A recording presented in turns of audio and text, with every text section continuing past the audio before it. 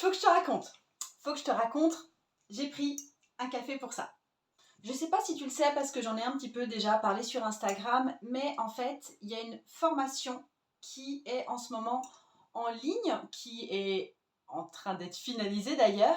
Et c'est un programme que pour une fois, je ne vais pas mener seule. C'est un programme que je mène avec Julie Caillebotte et qui est conçu pour explorer les annales akashiques. Je fais un programme sur les annales akashiques. Moi, je pensais pas que ça m'arriverait un jour.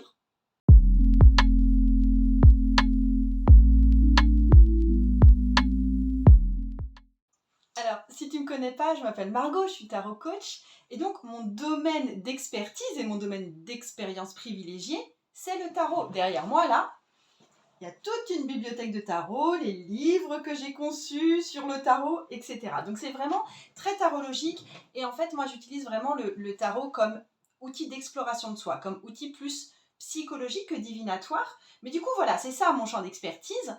Et en fait, là, avec les archives akashiques ou les annales akashiques, même si ce n'était pas mon domaine d'expertise, en rencontrant Julie, en ayant d'abord des rendez-vous un petit peu neutres avec elle, j'ai voulu vraiment me plonger dans cet univers pour aller découvrir l'intérieur de ce qui se passe en fait au sein des archives akashiques. Et puis j'avais eu très envie d'offrir cette expérience à mon audience, d'où la formation. Mais en fait, c'est pas de ça que je veux particulièrement te parler aujourd'hui. Moi, ce que j'ai envie de te raconter aujourd'hui, c'est la séance de lecture des archives akashiques que j'ai vécue avec Julie. Donc je voulais un petit peu te raconter comment ça s'était présenté, comment ça s'était déroulé, ce que j'en avais retenu, etc. Et c'était assez délicat comme démarche à faire pour moi de te partager ça, tout simplement parce que vraiment, on est du domaine de la révélation assez intime. Donc il y a plein de choses que je ne vais pas forcément pouvoir dire ici, parce que ça me concerne moi, parce que ça me concerne aussi ma lignée, parce que ça concerne des choses que j'ai pas forcément, enfin dont j'ai pas forcément envie de parler là maintenant en ligne et devant tout le monde. Mais j'avais envie de te dire ce à quoi tu pouvais t'attendre en séance de lecture de tes archives akashiques. Donc on y va. Déjà, il y a vraiment une préparation avant cette séance. Julie, en fait, elle m'a envoyé un document, puis elle m'en a parlé aussi. Elle m'avait demandé de préparer les questions que j'avais en amont. En gros, ce pourquoi je voulais aller voir mes annales akashiques et ce que j'allais pouvoir rechercher éventuellement. Donc pour ça, il fallait des questions. Ça a provoqué chez moi un moment de réflexion qui était déjà assez intense, c'est-à-dire que si moi j'allais pénétrer dans cet endroit sacré pour moi, qu'est-ce que je venais y chercher en fin de compte? Donc en fait, ce qui s'est passé, c'est qu'elle m'a donné quelque part des consignes techniques. Ensuite, quand on s'est retrouvé en rendez-vous, on a déjà bien débriefé ensemble sur ce qui allait se passer techniquement. Et ensuite, il y a eu une vraie méditation d'ouverture, où là, elle m'a fait quelque part basculer dans un espèce d'état second, d'état d'ouverture de conscience un peu particulier, à travers une méditation, et surtout à travers une prière d'ouverture de mes propres archives akashiques. Et c'est vraiment le temps de la prière qui m'a fait basculer dans quelque part un état de conscience un peu modifié. Une question qui m'est venue pendant que tu étais en train de faire la prière. En fait, il y a plein de choses qui sont venues pendant la prière. Donc, en fait, quand tu as commencé et que tu as demandé de s'inscrire dans un espace du cœur que je pouvais représenter comme je voulais, etc., j'ai vu tout de suite quelque chose qui ressemblait plus ou moins pas un bureau. Et après, j'ai vu que ce bureau, pour moi, c'était à Venise. Et parce que Venise, c'était spécialement cosy pour moi, c'était la ville cosy. Euh, et, et ouverture, tu vois, ouverture sur les canaux, quand tu as demandé de la lumière, pour moi, c'était la lumière de l'extérieur, enfin, par des énormes fenêtres, dans cet espace-là, qui est à la fois un espace hyper intime et à la fois un espace de travail. Et puis, du coup, j'étais là. Et puis après, quand tu as commencé la prière, effectivement, je suis partie en mode cathédrale parce que c'est un lieu qui est cher à mon cœur et qui était plus, pour moi, qui est plus mystique, tu vois. Et elle a pu créer ça aussi, déjà par sa voix, par le rythme des mots, par le fait que mon nom soit aussi dans la prière. Et Julie, elle a créé vraiment un espace sacré, elle ouvre l'espace sacré, c'était très apaisant. Et tu vois, c'était vraiment un rituel qui allait poser le cadre pour tout ce qu'elle allait suivre. Et du coup, elle ouvre les archives akashiques, donc les siennes et les miennes de façon conjointe, grâce à cette prière. Et du coup, donc l'espace akashique est ouvert et elle guide. C'est même pas qu'elle guide trop là-dedans, c'est elle qui a plus accès. C'est comme si j'étais dans une grande bibliothèque infinie et que c'est elle qui pouvait chercher dans les livres pour me donner mes réponses. Et du coup, il y avait beaucoup de l'aspect d'être guidée, l'aspect respect, l'aspect bienveillant, bien sûr. Et en fait, elle a ce truc où elle fait un petit peu de la kinésiologie, tu vois, pour valider les oui et les non, de si les mots qu'elle pose sont justes ou pas. Donc elle validait vraiment à chaque étape. Elle vérifiait si les mots étaient vraiment justes par rapport à ce qu'on lui transmettait. Elle vérifiait si les mots résonnaient vraiment avec moi également. Ce qui m'a surtout marqué, hein, c'était l'atmosphère très spéciale de cette séance de lecture. On n'est pas tombé du tout dans une espèce de transe mystique, tu vois, on n'était pas allongé, on n'était pas en train de chanter, c'était pas plein de fumée là-dedans, enfin tu vois, on restait toutes les deux pleinement éveillées, on était connectées, on était conscientes, et en même temps, et ça permettait une guidance très précise et un choix des mots et des termes qui étaient vraiment très élaborés. Pour moi, ça a vraiment été contrastant pour moi. Enfin, ça m'arrive souvent de me retrouver dans des états un petit peu modifiés de conscience, notamment quand je lis le tarot. Je fais aussi pas mal de méditation. Mais en fait, là, j'étais vraiment dans un état semi-éveillé et j'étais très à l'écoute, j'étais très consciente de ce qui se disait. Mais en même temps, j'étais dans ce truc où j'avais pas forcément envie, moi, d'être active. J'avais pas envie de me mettre à parler. C'était difficile de parler pour moi, de trouver mes mots. Et j'étais à la fois dedans et à la fois dans une position d'observatrice de ma propre expérience. C'est dur hein, parce que effectivement, tu ouvres l'espace akashique, moi je me sens ailleurs et j'ai pas forcément envie de beaucoup parler, tu vois. J'ai excuse-moi, j'ai du mal à trouver mes mots, hein. Et le truc qui a été assez dingue pour moi, c'est que moi j'étais venue, j'avais noté deux trois questions, deux trois champs à explorer, tu vois, j'avais des idées sur là où je voulais aller fouiller en fait pour moi, dans ma vie, dans ce que j'avais à, à recevoir comme message. Mais au moment de la séance, et particulièrement quand on a ouvert avec la prière, mes questions, elles semblaient à côté de la plaque. Ça semblait superficiel, euh, surtout vis-à-vis de la profondeur de l'expérience et là où j'allais. Du coup, j'étais un peu désarçonnée. C'était comme tout d'un coup, il y avait plus de jus dans mes questions. Du coup, ça me semble, mais totalement à côté de la plaque, mes questions. Et à l'inverse, quand on a commencé quand Julie a commencé à parler, quand Julie a commencé à vraiment consulter les annales, euh, elle a donné des réponses qui sont venues de façon très naturelle, alors que pour moi, j'avais pas vraiment posé de questions. Il y avait tout un espèce de chemin ou un fil qu'elle a continué à dérouler, alors que j'avais pas eu précisément de questions là-dessus. Et c'était très étrange à voir pour moi, c'était très enrichissant aussi, j'avais besoin d'entendre ça. C'est comme si tu vas profiter de ces occasions-là et qu'il va se passer encore une idée, une opportunité qui va rebondir sur l'activité professionnelle. C'était pas du tout familial. Ils reviennent tout le temps en disant l'occasion va amener ça dans ce Ok. sens-là. On me parle de destination, Margot a des destinations et peut-être des interrogations sur des destinations. Et on me soumet quelque chose qui te dit qu'importe le choix de la destination, ça va être qu'est-ce que tu vas y trouver qui va faire que tu vas acter un choix plutôt qu'une autre. Et en même temps, il y a d'autres aspects qui se sont ouverts à moi. Tu vois, il y a des visions, des impressions liées à des racines familiales, à ma lignée et aussi à des vies antérieures. Tout ça de façon parallèle. Sur plusieurs vies, tu as construit, reconstruit des choses pour récupérer cette notion de ce trône. Alors, on me dit aussi que ça fait écho à plusieurs vies, mais aussi à la lignée familiale. C'est un homme, je pense que c'est quelqu'un, alors c'est sûr que c'est un homme. C'est un homme qui a aidé les femmes peut-être dans sa famille. On est dans ta lignée familiale. Je pense que c'est quelqu'un qui avait déjà des ouvertures assez féministes pour son époque. Il aimait bien ses filles, en tous les cas. En tous les cas, c'est quelqu'un qui n'étouffait pas la femme dans son, euh, dans les valeurs à une époque où ça devait pas être évident de placer les femmes à leur juste place. Et tu vois, par rapport au fait que je sois complètement désarçonnée par rapport aux questions, moi, en fait, les questions que j'avais emmenées, je crois que j'avais formulé peut-être une question réelle, mais sinon, j'étais plus, voilà, il y a ce champ de ma vie qui me pose un peu question, et j'aimerais qu'on en discute, et j'aimerais avoir des messages là-dessus, j'aimerais vraiment avoir plus de visibilité là-dessus. Mais il n'y a pas une question du style comment est-ce que je peux faire ça? Pourquoi est-ce que ça m'arrive? Quel est le sens de blablabla? J'étais pas du tout dans des questions comme ça, j'étais plutôt du genre, il y a ce champ-là, quels sont les messages que j'ai besoin de recevoir à ce niveau-là? Est-ce qu'on peut discuter de cette chose-là dans ma vie? Tu vois, j'entamais vraiment ça comme plus comme une discussion. Et même Julie, elle m'a dit, elle était assez désarçonnée par ma façon d'amener des questions.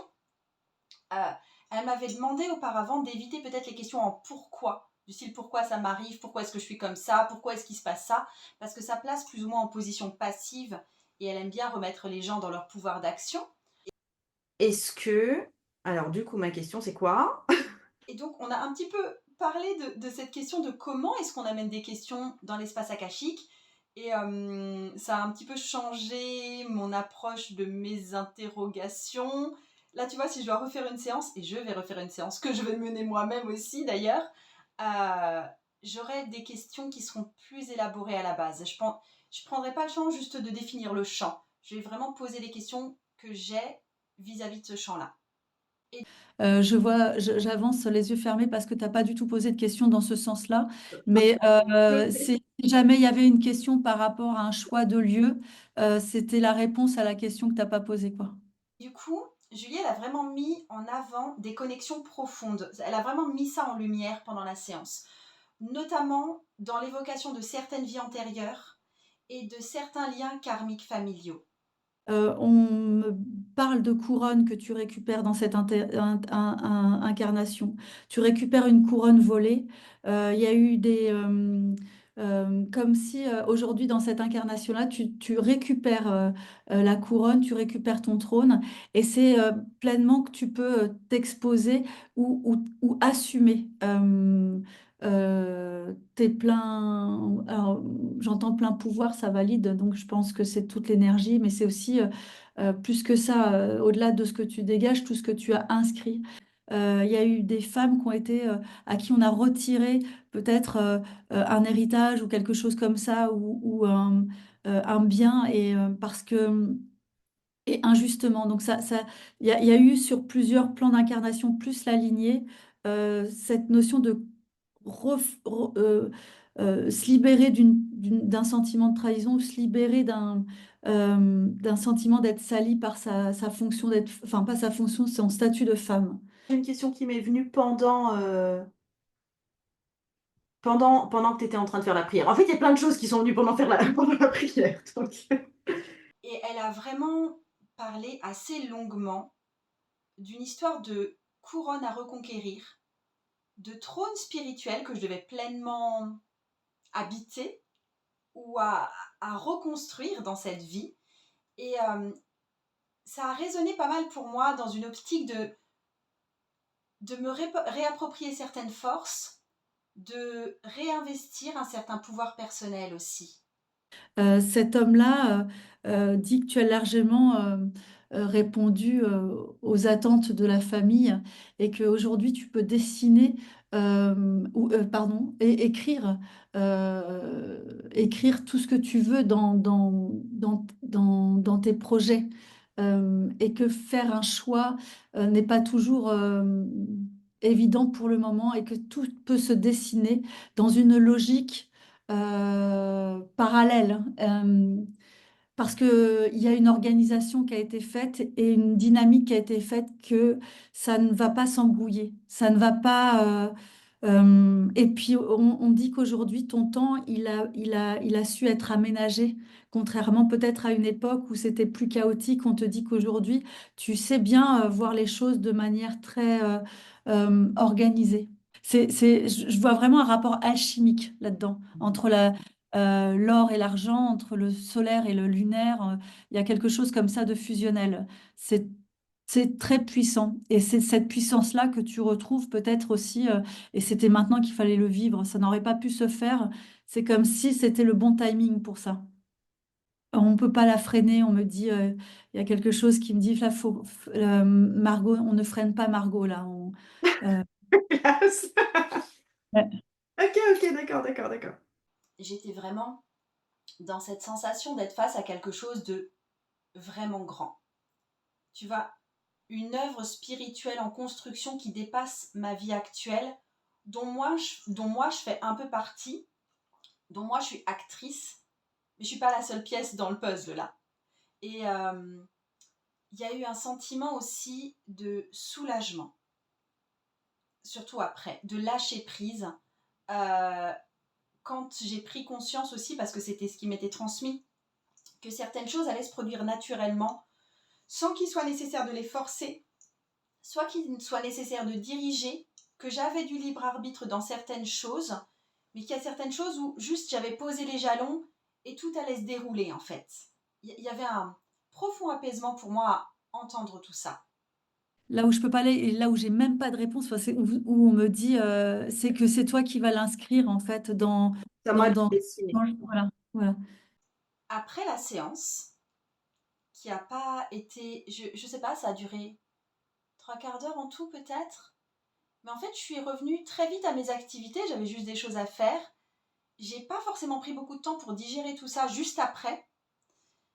Et tout a commencé à se poser et à se décanter plutôt le lendemain pour moi. Mais en fait, tout le long, j'ai été très accompagnée d'un sentiment mais de calme, de joie aussi, mais de joie calme en fait. Donc la joie calme, c'est la sérénité, je crois. C'était de la fierté aussi de ce qui avait émergé en moi, de la perspective aussi que cette expérience m'avait apporté. Il y avait un truc de t'es pas la seule à être actrice de ton destin, et il y a un espèce d'accompagnement, l'univers qui coécrit l'histoire avec toi. Ça m'a fait reprendre conscience de la place du sacré dans ma propre vie. Waouh! C'est exceptionnel. Ah bon? Et donc c'est aussi pour te transmettre ça et te transmettre la méthode que Julie avait pour ouvrir les archives akashiques et lire les archives akashiques, que on est en train de créer ensemble la formation, le programme Akashiquement Vôtre, qui est ouverte en ce moment. Et en fait, j'étais vraiment très curieuse de comprendre encore mieux ce domaine. Et la méthode qu'on est en train de mettre en place pour offrir ce programme, c'est que moi, je voulais que Julie, elle puisse me transmettre cette sagesse et cette méthode. Et à travers moi, parce qu'on a filmé en fait nos séances de transmission, et le but, c'est que chacun puisse expérimenter à son tour les archives akashiques. Donc en fait, Julie, dans tout ce programme, c'est elle la guide. Et moi, j'ai pris la position d'une apprentie pour créer cet espace qui sera ouvert et accessible à tous en termes d'apprentissage, de lecture de nos annales akashiques. C'est trop top! Ce que j'en retire aussi, c'est que l'expérience là de ce monde akashique, c'était aussi un apprentissage de lâcher prise. Il y a certaines réponses qui ne viendront que quand tu arrêteras de les forcer, en acceptant juste ce qui se présente en ce moment. Moi, je sens bien le son énergétique qui arrive en arrière-plan aussi. Oui, je sens bien pour le coup, Là, et ça je me m'assomme dis, un peu pour le coup. Et ouais, il est possible que tu sois un peu fatigué peut-être cet après-midi. Bois de l'eau pour l'ancrage parce que on a été sur des plans un petit peu. Il y a beaucoup de choses qui se disent en arrière-plan en fait. Je l'ai vraiment ressenti comme ça aussi. Beaucoup de choses qui arrivent derrière. Du coup, ça peut être une leçon pour toi aussi, parce que j'ai envie de t'inviter à rester à l'écoute, tu vois, de tes intuitions, de l'univers qui répond souvent de manière imprévisible, mais c'est quand même juste, c'est quand même ce que tu devais entendre. Ah oui, je te l'ai pas dit. Akashiquement Vôtre, donc le programme, là, il est actuellement en vente. Et là, sur toute la fin de l'année, il est à moins 30%. Donc en fait, à chaque fois que je lance une nouvelle formation, je la mets moins cher le temps de l'embarquement, le temps que la formation se lance, pour vraiment créer le mouvement d'entrée dans cette nouvelle formation. Donc si tu veux en profiter, vraiment, c'est le moment. Fais-toi ce cadeau de Noël. C'est un très joli cadeau de Noël, parce que c'est ensuite les tarifs vont évoluer. Ce sera effectivement là, pour l'instant, il y a une promotion à moins 30%. Et je voulais terminer sur une note aussi rassurante et peut-être inspirante, c'est que je veux vraiment encourager les personnes qui sont intriguées par les annales akashiques à se joindre à nous, parce que à partir du moment où tu sens cet appel chez toi, c'est que ça t'est accessible. Donc le programme Akashiquement Vôtre est là pour toi, et je t'invite vraiment à venir découvrir par toi-même ces portes-là, cette bibliothèque-là. Moi, je t'embrasse bien fort, je termine mon café, je te souhaite une super belle journée. J'étais contente de te raconter ça. Salut!